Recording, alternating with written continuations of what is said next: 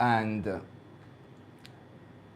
one of the reasons for this was the around 1865, the island was open for new economic possibilities. Sugar was failing. The price of sugar had dropped tremendously. So the planter class, those persons who controlled the island's economy, they were losing money. So they needed a new avenue by which they could maintain their wealth. At that time, it so happens that the oil boom in Pennsylvania, which occurred in 1859, that had opened doors for new avenues for wealth. And it was felt that such an avenue existed in Barbados. And as a result, some of the early petroleum executives came to the island seeking to explore for oil. And the first company on the island was the Pittsburgh, New York, and Little Island Company of Barbados. And that came to the island in 1865. In 1865, the Aliens Act, 1859, was amended to allow Andrew Humpert, an American oil prospector, the right to lease land within the Scotland district for the purpose of oil exploration. Humbert, having achieved great success during the Pennsylvania oil boom 6 years earlier, came highly recommended by Bridgetown merchants through their contacts in North America. Soon after, the Pittsburgh, New York, and Little England Company of Barbados was incorporated, and steam-powered drilling commenced on Springfield Estate in St. Joseph. And that estate comprised of 395 acres, and that was owned by a gentleman by the name of Benjamin Waldron. And there a small quantity of heavy oil was located. So in 1865, the way the rights to petroleum existed was that the owner of the property owned the rights to petroleum. And the rights were theirs to lease however they desired. The state per se had no control over the licensing of lands for petroleum exploration. That was the entire purview of the landed property class. And so this set the scenes for the conversation about nationalism, nationalization. What came before was a total control of the leases, yes, and the petroleum rights on the island, controlled by the planter class. So the early petroleum companies, other than the Pittsburgh, New York, and the England Company, a number of petroleum companies played their trade on the island. In 1867, the Barbados Oil Company came on board. Then around 1878-79, there were Lloyd's Oil Company. 1896, the West Indian Oil Company. 1898, the West Indian, well, in 1896, it was the West Indian Oil Syndicate. 1898, it was the West Indian Oil Company. 1900, the West Indian Petroleum Company. 1912 to 1917, it was the Anglo-Saxon and Anglo-Mexican petroleum companies. And of these early companies, the last of these early companies was the Barbados Oil and Development Syndicate. And there were others which came after. So the petroleum companies could not operate and get control of leases without intermediaries. And these agents, similar to the agents who operated during the time of the plantation estates at the point of slavery, they were agents doing business for major players at the metropole. So the agent extraordinaire for these early petroleum companies was this man by the name of Arthur Ponsonby. He was well connected. He was a page boy to Queen Victoria. He was a representative of British capitalists who, upon hearing of the island's oil potential, forged ties with persons with political and economic links to the country. He himself was a friend of a gentleman by the name of George Stockfleet. Stockfleet was sent to Barbados to provide a report on the petroleum aspects of the island. Stockfleet himself, he was sent to the island by one of the noble brothers of the Nobel Prize fame. who was a major player himself in the oil fields of Baku in Russian Azerbaijan.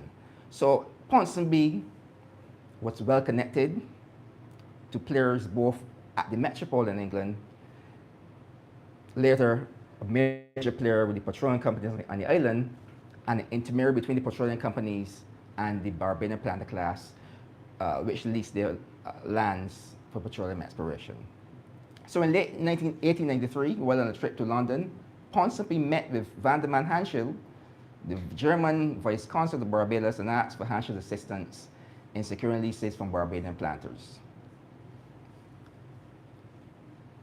Though the vice consul refused to do any business with him in 1893, the following year in 1894, the vice consul, Hanschel, he introduced him to Thomas Seeley, one of the island's leading attorneys with the company Bridgestone firm Carrington and Seeley, who were specialists in land acquisitions during the late 19th century, early 1900s. So he made contact, he made connections, he formed relationships with the Barbadian property class for the continuation of what was the plantationist type of development, where the property class, the landed class, the landed elite controlled access to resources. They previously controlled access to sugar resources, plantation resources, and they sought now to replicate that power nexus in petroleum exploration. So with that came the formation of the West Indian Oil Syndicate. And as you see here, Ponsonby made contacts with quite a number of landowners across the Scotland district. And during this period, the Scotland district was the main locus for Barbadian petroleum exploration. And his contacts were at Bawdens, as you see here, Turner's Hall, Bruce Vale, Swan, Sedge Pond, Springfield, Spa, Cambridge, Richmond, Mount Wilton, Parks, Canefield, Basters. And the Scotland district, up until from 1897 to probably 1950, 1955, was the main location where the island's petroleum was extracted until the development of the Woodburn field in the early 1970s. So the West Indian Oil Syndicate failed. These early oil companies, they were transient. Many failed in the footsteps of their predecessors. And the West Indian Oil Company came on island in 1898. Like so many companies, it was foreign interest oriented. But although it was an instrument for foreign players, for foreign economic forces, those entities in England did not offer it the financial backing which would make it a successful petroleum institution. So, but it was meant to be an instrument for the continuation of metropolitan, to power their power base, to fuel their power base in terms of petroleum as period of expansion, machinery for war, machinery for industry was moving into the space where fuel rather than steam was becoming a player.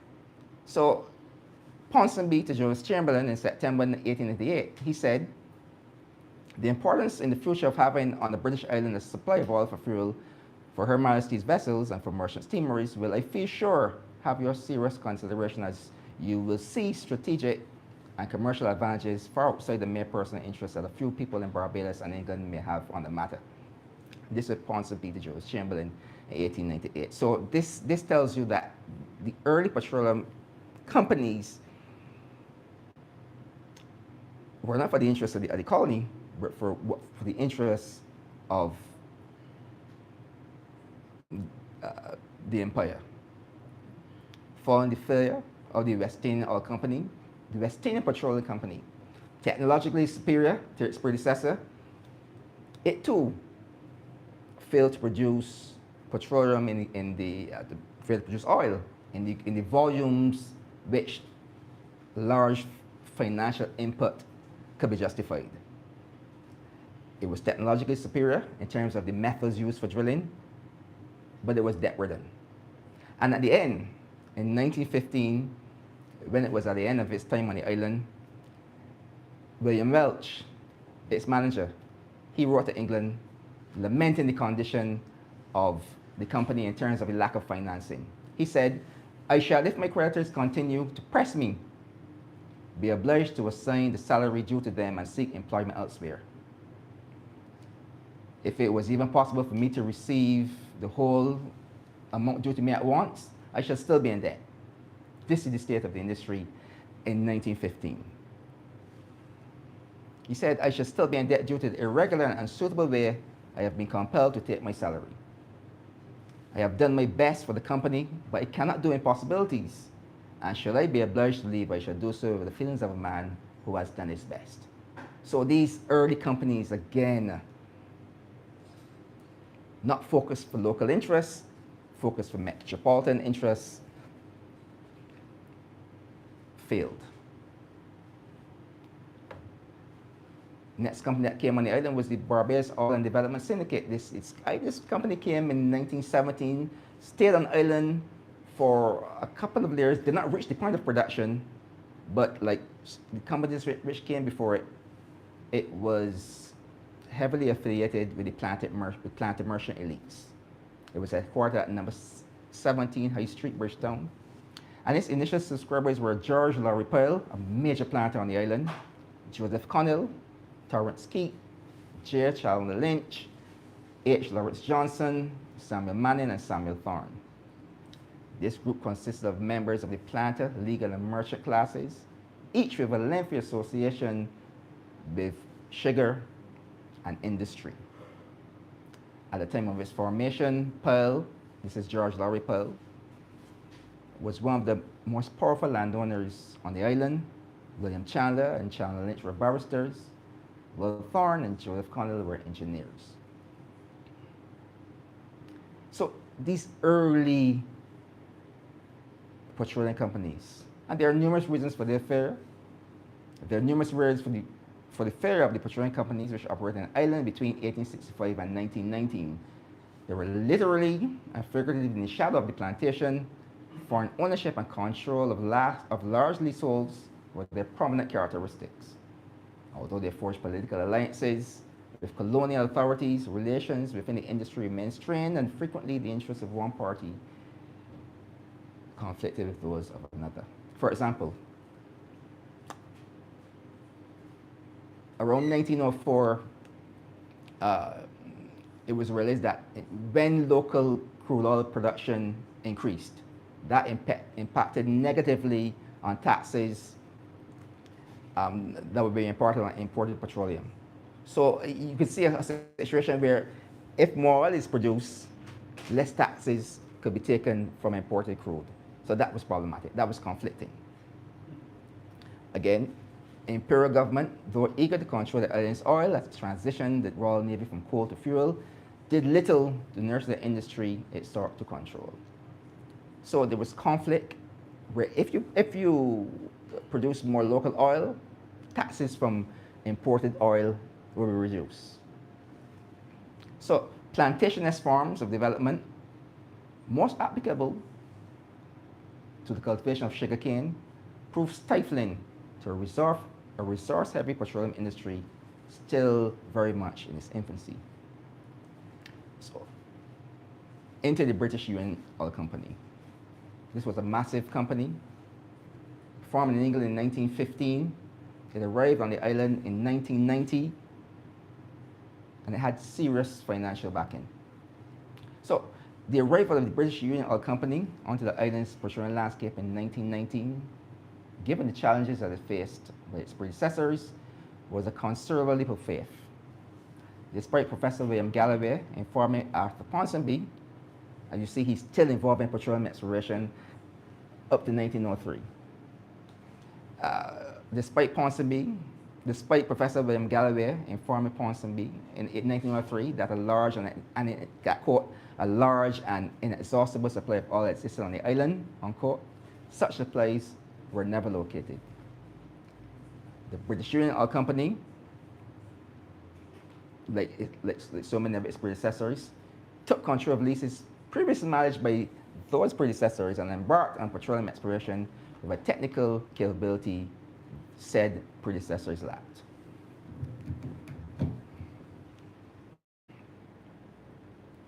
So this is a photograph of the British Uranium Oil Company refinery Lazaretto Black Rock. This was taken in 1919. These are some photos of the British Uranium Oil Company cable tool wells, utilizing cable tool method of drilling at Swans in 1923. Again, some more images of the British Uranium Oil Company operation in the Scotland district in 1923. Again, another photo of Scotland district in 1923. So the British Uranium Oil Company, by 1926, that had become a monopoly. And it was an absolute monopoly. By that time, the company had control over 71,500 acres of the island's 106,000 acres. By any term, by any meaning, that was a monopoly. To manage this, legislation was introduced which provided protections for both landowners and the British Uranium Oil Company. And this was used by each party to promote its own interests. So, to protect the landowners, this legislation mandated that, look, if you have a lease, the British Uranium Oil Company has to drill. If it goes 2 years of drilling, 6 months, all depends on the contract, 6 months, 1 year, 2 years, 3 years, the oil company could be asked to forfeit its lease. That was one protection.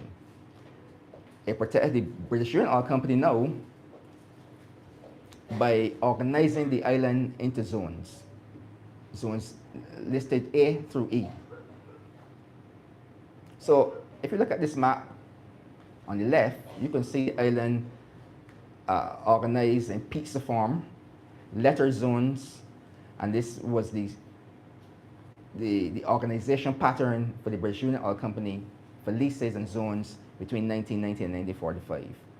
And a system of pooling was used to protect the oil company.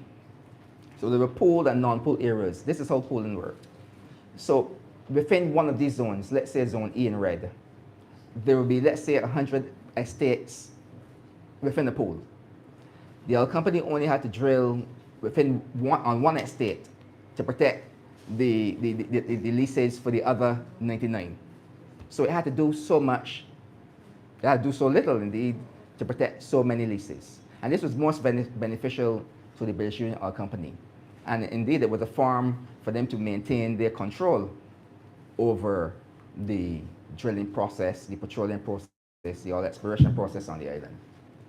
With pooling, if oil was found within a particular pool, the owner of the estate on which oil was found would get the majority of the royalty, while he would get 1/3, while the other 2/3 would be shared among the other estate owners within the pool. With non-pooled, the landowner, the property owner, on whose property oil was found, would receive all of the royalty.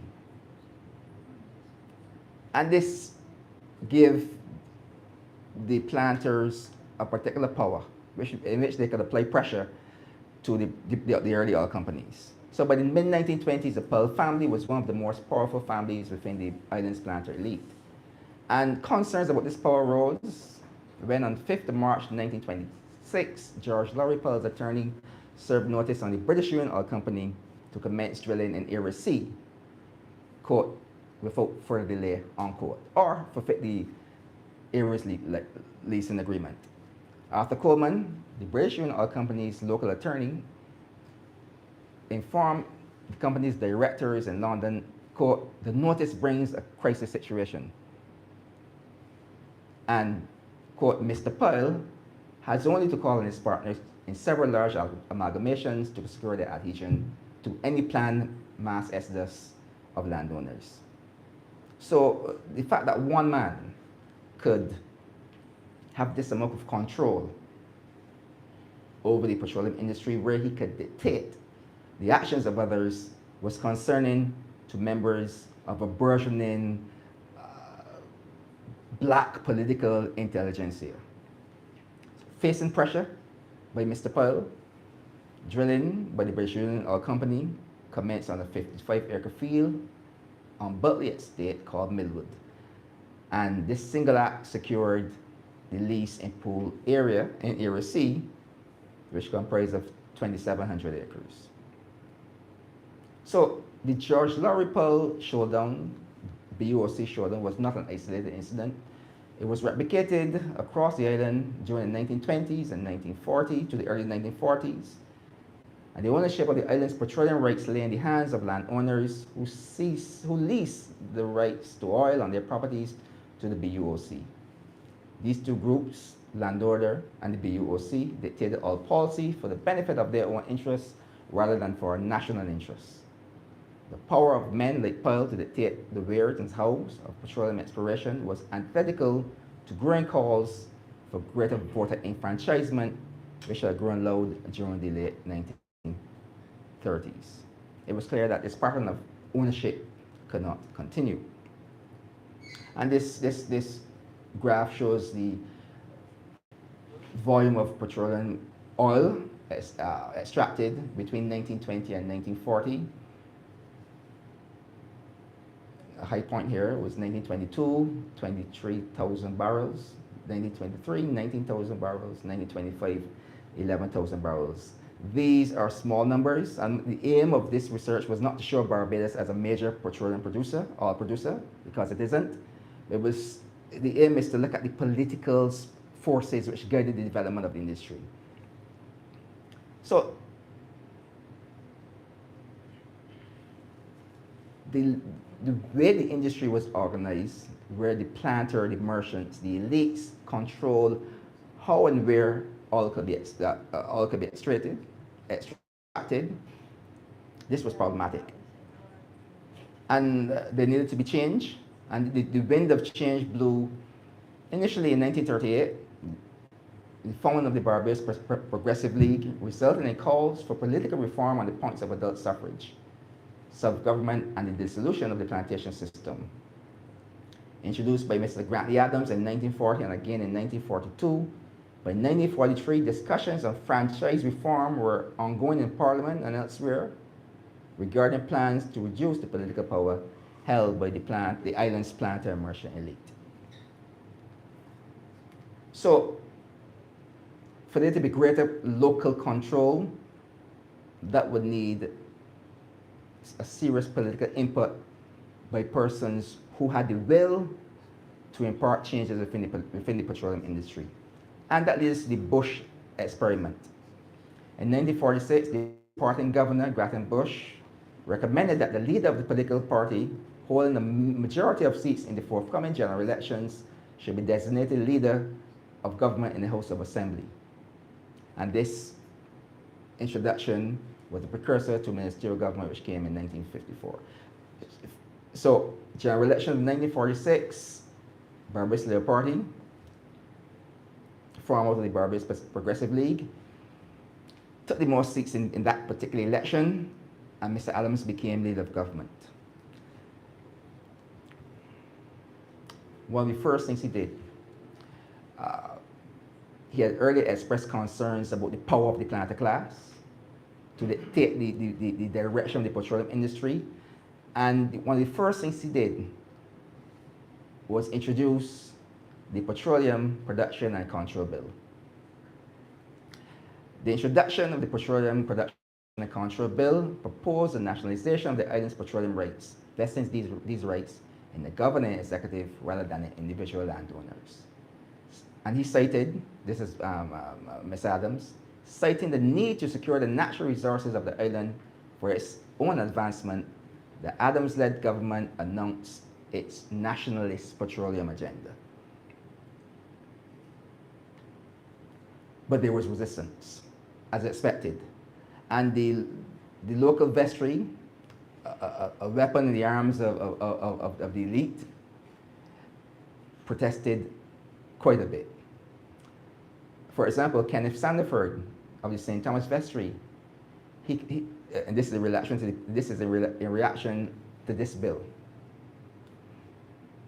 Very important bill in terms of the trajectory of the Barbados petroleum industry. So Sandiford said, in this most unfortunate matter, it is certain that confiscation of the mineral rights of these owners is bound to lead to grave discontent, which might well assume grave proportions were any petroleum ever found on lands which had been confiscated. The St. John vestry, according to members of that vestry, the nationalization of petroleum rights was, quote, contrary to all ideas of British justice and common law, unquote. P.H. Tarleton, the St. James vestry, he said, the vestry of the parish of St. James have noted with deep concern the introduction into the House of Assembly of a bill titled the Petroleum Production and Control Act. And the vestry felt that a measure of such importance, which would deprive landowners of rights which have always been theirs, should not have been introduced until a mandate to do so had been received from electors at the general election. J. Haynes, St. Andrew vestry, he said every landowner in Barbados should be against this bill. Edward Walker, the member of Parliament for St. James, he called the petroleum control bill synonymous with Stalinism. And these were strong words indeed. This is how against the nationalization of these rights, these petroleum rights, how against this bill these vestrymen were. But Mr. Adams had an ally in Frank Walker. And Mr. Walker said landowners believe that the vesting of petroleum in the Crown is a communist coup to expropriate the rights of landowners. However, these all rights should be vested so that something can be done. We want to have free services at the hospital so that there will not be any quarrel about paying medical fees. Let us have more secondary schools so that the children will not suffer the affliction of ignorance. So in January 1950, after much debates within the House of Assembly, the Petroleum Act was passed and effectively transferred the ownership of the island's petroleum rights from private to colonial government control. With reference to the receipt of tenders, the granting of licenses, etc. Section 8 of this Act legislated for compensation to the British Oil Company for future earnings. So therefore, this opened the door for new prospectors. And one prospector that entered the scene at this time as a result of the 1950 Petroleum Act was the General Crude Oil Company. So after negotiations, the British Union Oil Company was licensed to drill over 55% of the island, while the Gulf Oil Company over 43% of the island. But the BUOC remained unhappy. In response to the passing of the Petroleum Act, the British Union Oil Company, still smarting from having lost its monopoly over petroleum rights, threatened to withdraw from its natural gas production and supply agreement. So they were not happy at having their control usurped. They started to cut supplies to some areas. They started to cut production. They started to slow production because they were aggrieved that this man Adams could dare, as they would later say, betray the British Union Oil Company and the empire. In fact, this Petroleum Act was seen as a threat to the empire itself. This small territory, how dare they nationalize their petroleum rights, when even larger territories didn't dare to do so. So this act was problematic. And persons at the Metropole feared that this could lead to a follow-on effect, a domino effect, where other countries would have the audacity to copy the actions of the administration. So Adams considered the company's request for sole rights to sell natural gas within the 3-mile radius of the interior gas pipeline from Turnsaw to the Bell. He considered that to be an insult to the recently passed legislation. We said we as the government, we want to control exploration, but yet you still want to hold a monopolist hold over the industry. Immediately, Adams informed the management of the British Union Oil Company that it would take over the production of natural gas, subject to the purchase of the latter's subject to the purchase of the purchase of a natural gas plant. Since it was not legally obligated to do so, the disgruntled British Union Oil Company refused all offers to purchase by government to purchase its pipeline and natural gas plant. What the Adams-led government did next upset the petroleum order. As a result of the resistance the Adams government was facing, the stonewalling with regard to trying to stymie the processes of natural gas dissemination and production, Grantley Adams introduced the Natural Gas Corporation Bill in 1950. According to him, the primary aim of this bill was to facilitate the establishment of a corporation for the purpose of recovering and distributing gas. Importantly, Clause 18 granted government the right to appropriate the pipeline and all equipment belonging to the British Union Oil Company. This again was controversial, and Adams faced substantial criticism because of this introduction of the Natural Gas Corporation Bill, which followed the introduction of the Petroleum Bill. So as though in favor, the opposition found this urgency concerning. Adams wanted to push this through. He wanted to complete this aspect of nationalization, this aspect of the industry where government would control the movement and the flow of the industry. Some thought it was a threat to the democratic process. E.D. Motley and J.H. Wilkinson referred it to a select committee, and there were constant modifications to the Natural Gas Corporation Bill. In the meeting of the House of Assembly on 12th of December 1950, Adams was so incensed that he was getting so much opposition from members of the opposition, members of the vestry, members of the planter group, who are already angry at the petroleum bill being introduced. So Adams said, quote, "A pistol held at government makes me accept these recommendations. I say in the clearest possible voice and without the slightest hint of rhetoric or exaggeration that at the earliest possible time, the powers of the other place should be restricted so that what government sends down to this house can become law." That is no empty threat. If the only way there could be smooth government was by the abolition of the other place, there would be no hesitation in recommending its abolition. See his words by Mr. Adams, who even then was considered to be pro-British in his political leanings. But you see here, by these legislation introduced in his name, how he is viewed politically needs to be readjusted, at least when it comes to the petroleum industry. And he appointed Julian Garrett to be director of this natural gas corporation. He was a Harvard man. And appointing a Harvard graduate Garrett to the post, Adams informed him, Garrett, of the relative simplicity of the responsibility he held. Garrett's task was to prevent oil companies from wasting inordinate lengths of time receiving concessions after receiving concessions by ensuring they not only meet the terms of their license, but expedite the process of exploration and extraction. Criticisms again, controversial again. Adams being controversial. So criticism in London. Lord Milverton, at the meeting of the House of Lords in 1952, he called the Petroleum Act and the Natural Gas Corporation Act and government's control of the industry, quote, an unhealthy manifestation of self-expression.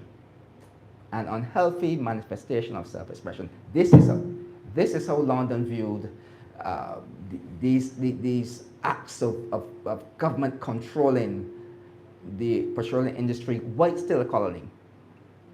These are actions of a government while Barbados was still a colony seeking aid from England. So the benefits of the control grasped by the Adams government taken into the national fold by the Adams government.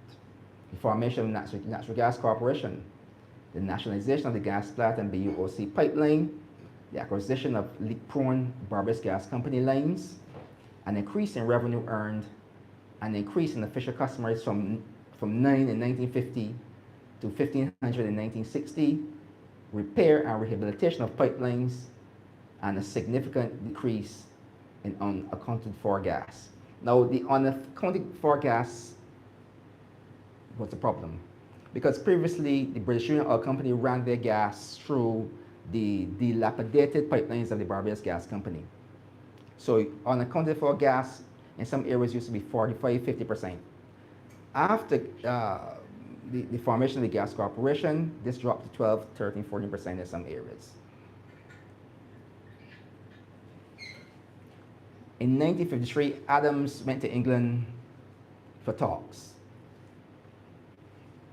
There were already talks on Ireland about funding for the Deepwater Harbour. And on the 19th of May, he returned to Barbados, and standing in the House of Assembly, he said, quote, "The government, people and legislature of Barbados have been maligned in a way he never thought it possible." He said, "The name of Barbados is like mud in England." That is the response of British political forces to the Petroleum Act as well as the Natural Gas Corporation Act. That is a response from England of government taking control of those aspects of the island's petroleum industry. And he revealed that while in London, he was reliably informed that as a result of how the Barbados government had, quote, unfairly treated, unquote, the BUOC, the island would no longer have access to loans from London until the matter was cleared up, since his government had proved unreliable. So again, this proves, or this puts serious test to the theory that Mr. Adams was a vacillator, he was overly pro-British. This shows, at least in this degree, that there was substantial nationalist thought and nationalist ethos in terms of his petroleum policy. But it was a delicate dance. And with Barbados still being a colony and needing aid for the Deepwater Harbour and other projects, the Adams government had to tread softly.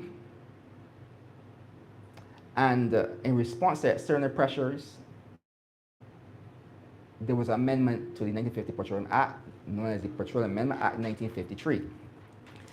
And in response to external pressures, the BUOC, which was licensed to explore 45% of the island, was granted 12.5% of all royalties due to government should the Gulf Oil Company find any lease, find oil on any lease area previously held by the British Union Oil Company.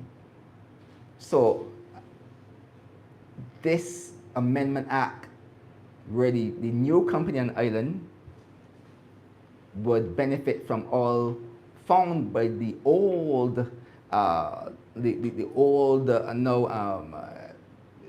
heavily restricted British Union Oil Company, this was seen as a betrayal. So a person said, why should the Gulf Oil Company reap benefits from oil found by the British Union Oil Company? And there was quite a bit of local criticism. Onalda, the MP for St. John, he called the Petroleum Amendment Act a retreat from nationalization.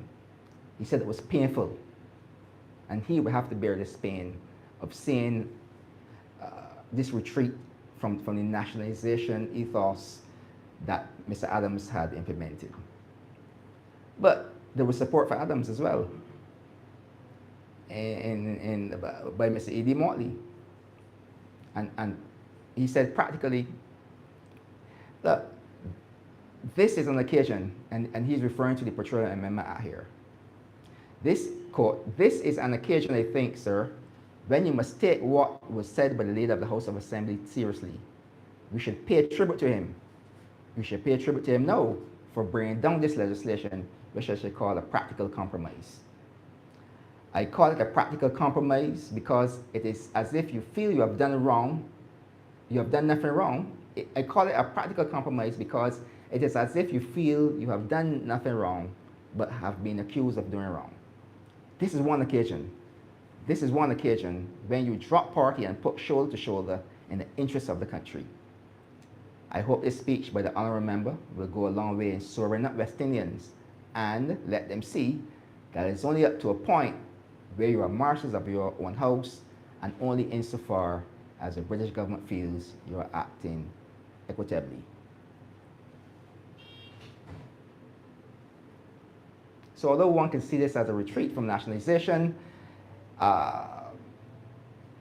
it wasn't. And in fact, the response by England, the response by the British government shows how daring these two acts were, show important these two acts were, fighting in the face of the British establishment to control the petroleum rights and then to control the natural gas industry in terms of production and transport. And Adams was quite strategic in terms of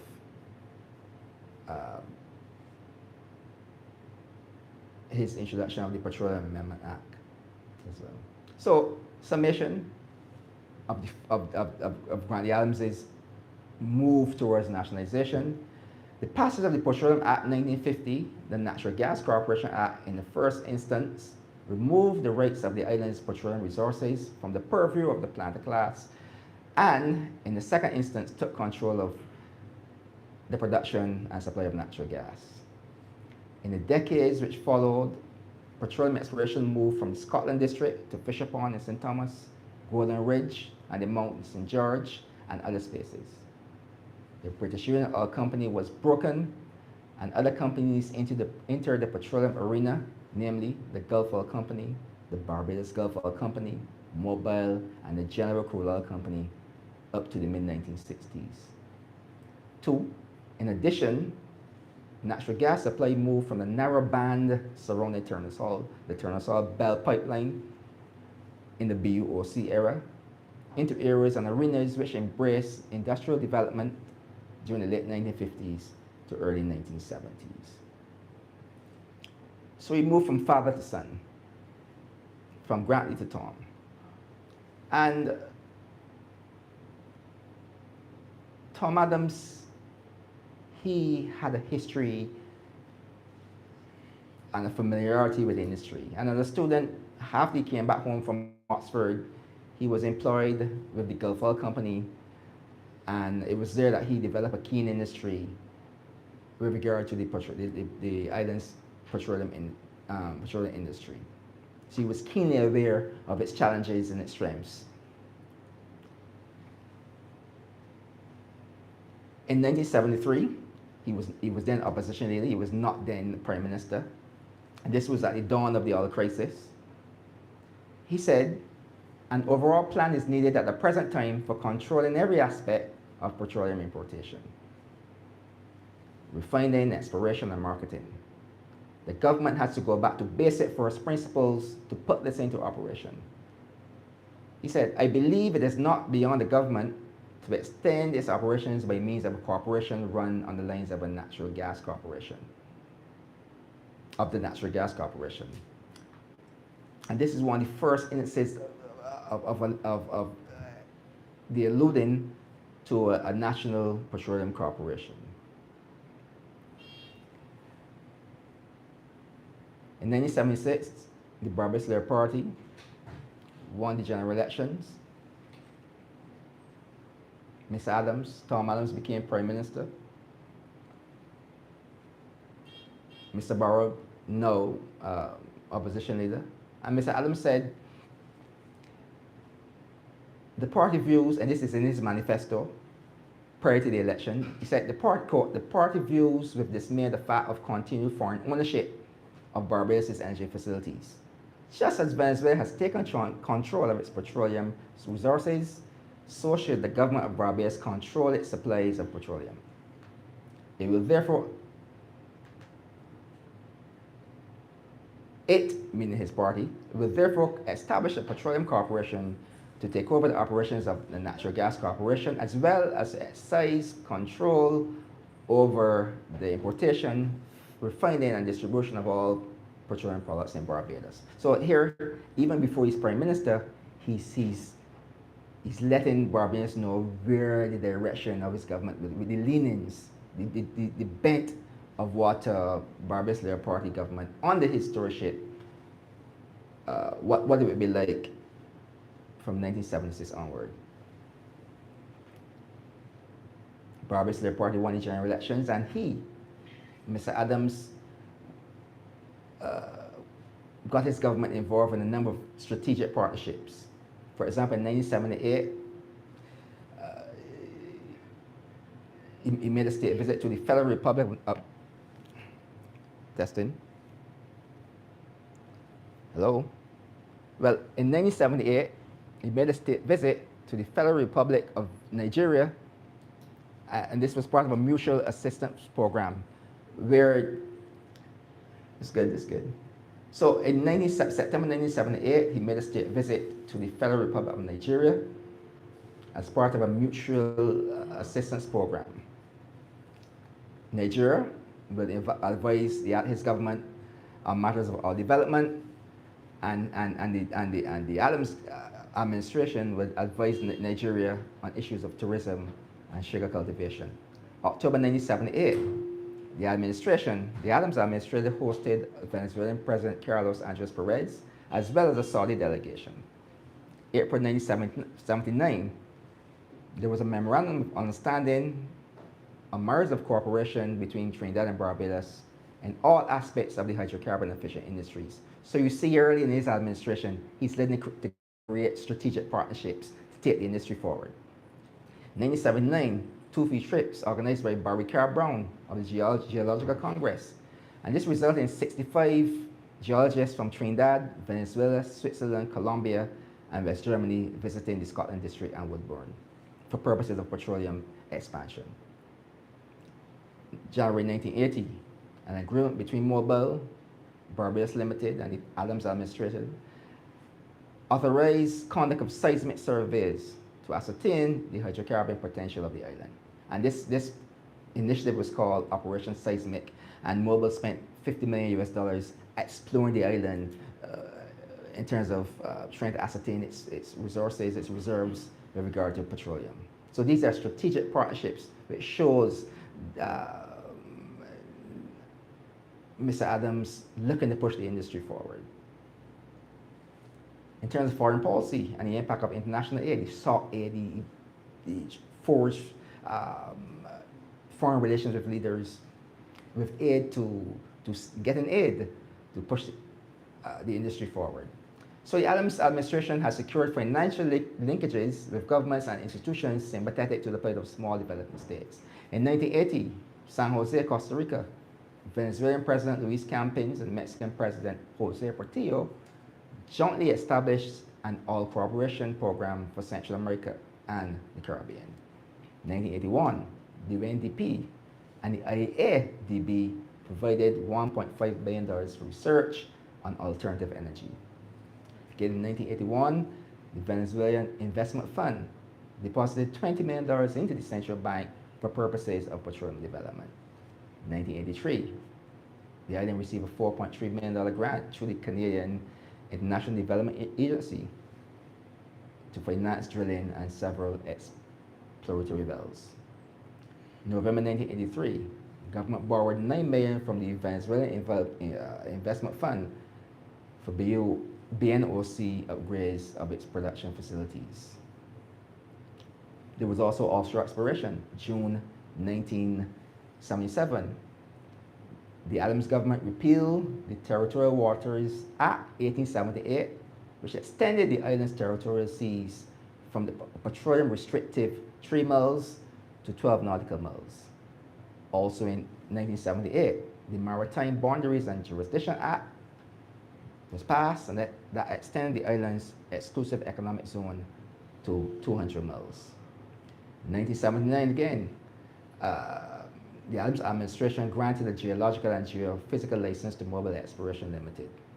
This allowed Mobile to conduct important geological and geophysical examinations of the seabed within its EEZ up to the median line with Trinidad and Tobago. 1984, the Barbados National Oil Company contracted Clough Oil to conduct all offshore exploration on its behalf. In January 1984, the Adams administration again formed partnership with Clough Oil, which saw a number of petroleum consortiums visiting the island, the likes of Marconi Avionics, British Ropes, Dunlop, Havron, British Steel. Again, they're testing the waters, literally and figuratively with regard to the prospects of the industry.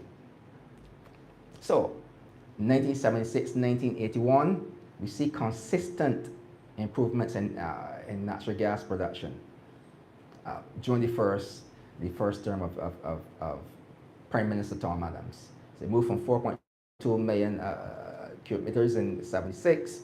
There was a dip in 1981, and that was because Mobil experimented with truly deep drilling in 1981. Oil and gas was never found up to that time at those depths up to 20,000 feet. So that period of experiment caused a dip in both natural gas and crude oil production. But you see consistent improvements in natural gas and crude oil extraction during the first Adams administration. General elections in 1981, again, Adams pledged to control to continue advance in the petroleum industry. But the industry was under new management. Deputy Prime Minister was replaced by Senator Clay Griffith, and Adams had done well up to 1981, but Mr. Griffith, he was summoned from a posting overseas and asked by Mr. Adams to take control of the industry as he embarked on his second term. And that partnership provided fine results. So in late 1981, officials from Mobil International approached government with a request to expand its exploration license across the island. The Adams government was represented at these talks by Deputy Prime Minister St. John, Clay Griffith, the Energy Minister, and officials. The government refused to extend the Mobil exploration license any longer, and Mobil officials left the island after contentious discussions. In June 1982, Mobil, frustrated by the response of the Adams representatives, and by this time it was made clear that the government wanted almost total control of the industry. It wanted Mobil out. Mobil had done well in terms of financing, but the response from the contingent which spoke to Mobil in 1981, it made it clear that the government wanted control of its own petroleum resources. So in June 1982, Mobil, frustrated by the response to its request, informed government of its desire to leave the island and put its local assets on sale. Sensing an opportunity, Griffith, Minister of Energy, informed Adams that, quote, Barbados has to own this since it is a non-interest, meaning the production assets of Mobil. So 1 month later, July 1982, the government of Barbados and the National Petroleum Corporation, to safeguard Barbados' national interests, signed an agreement to purchase the drilling and production assets of Mobil Exploration Barbados for $12 million US. From this sum, $7 million was for equipment, and an exploration lease was $5 million was for oil and existing wells.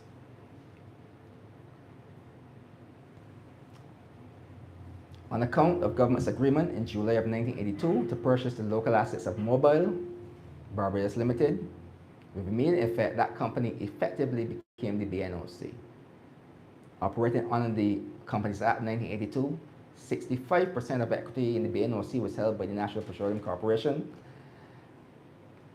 which had recently merged and absorbed the Natural Gas Corporation, and 33% was under the control of government.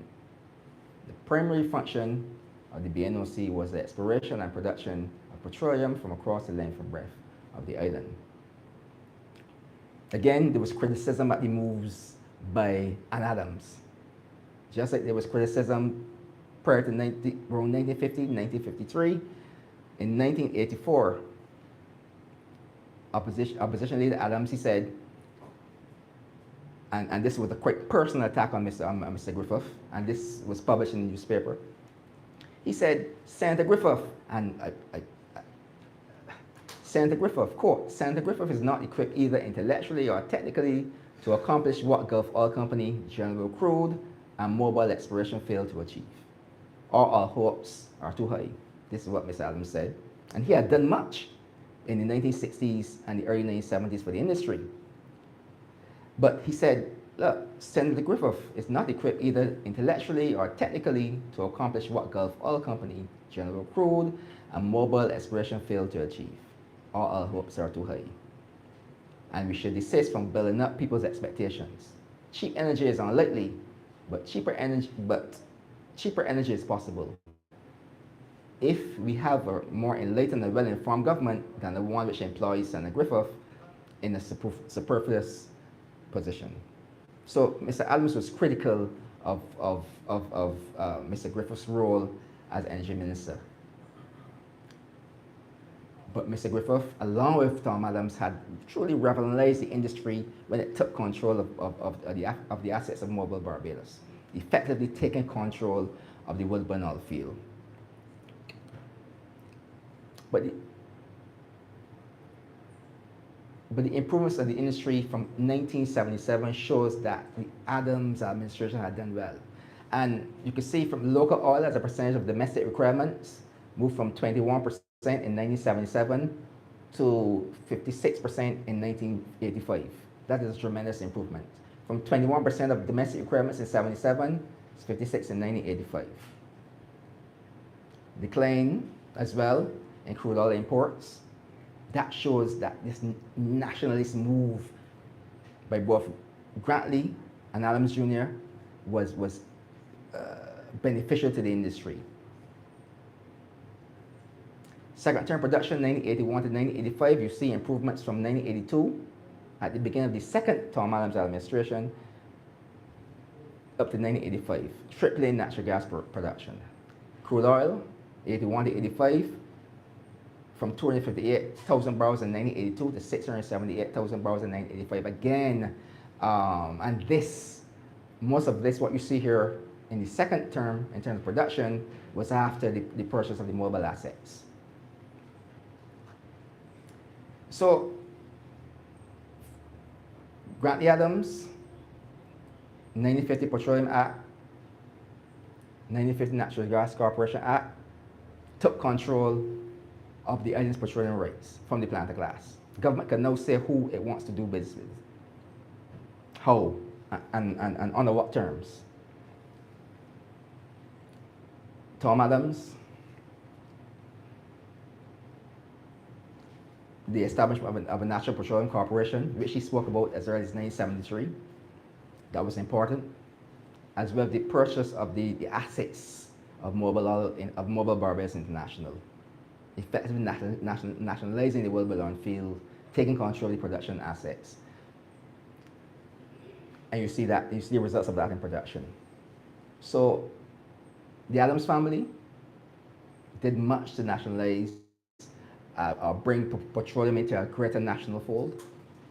Between 1947, Petroleum Control Bill, and 1985. Thank you.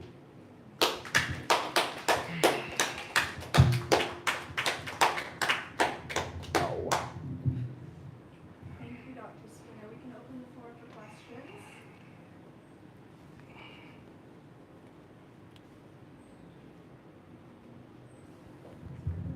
Do I need to turn anything on? Or? Listen. Thank you very much, Dr. Spooner, for Thank you. what was a very interesting presentation. I have a question, just in terms of situating what was happening in relation to oil in the sort of mid to late 19th century and then the beginning of the 20th century in the context of other developments that the planter and merchant classes were engaging If in. you want this mic, I can. I don't think you're coming through on the mic. You can use this mic. I don't know if it's on. So I have a question. Now I need to back up a little bit. In the context of the developments that had happened in Barbados in the sort of mid 19th century into the early 20th century by the planter merchant class, or classes, I guess, more accurately, like the development of the steam packet company and the telephone system and what the precursor to what became the Barbados Light and Power Company. How, in the context of what was happening with oil, was that imagined as part of sort of this broader swath of endeavors, or was this sort of something that was seen in isolation? Like, I mean, all of these various developments would seem to suggest Barbados trying to position itself regionally as like a very significant player in terms of telecommunications, in terms of things like that. So how did oil fit into that sort of broader picture?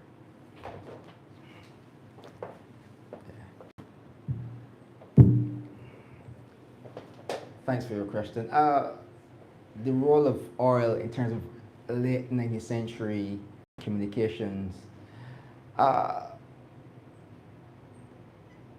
it had no massive impact.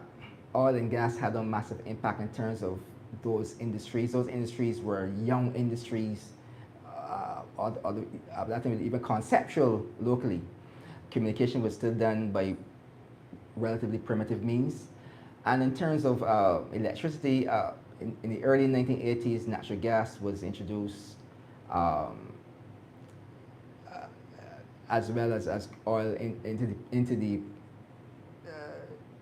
Barbados Light and Power network, so to speak, in terms of supplementing the cost of imported petroleums.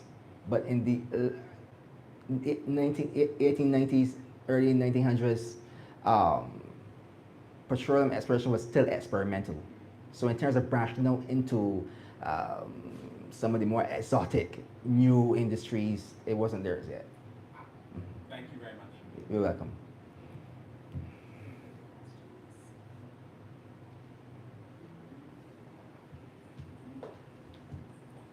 I think if there are no further questions, let's have another round of applause for Dr. Spooner.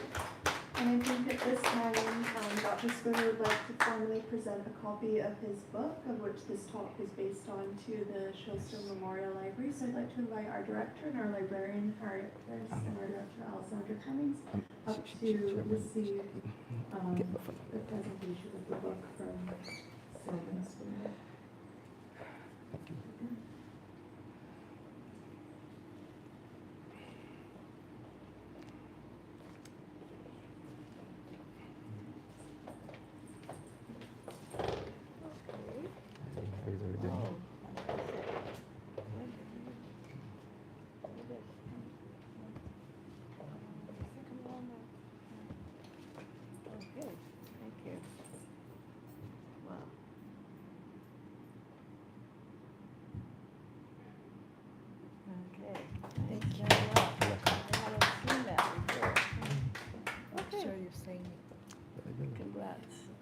Thank you. Yeah.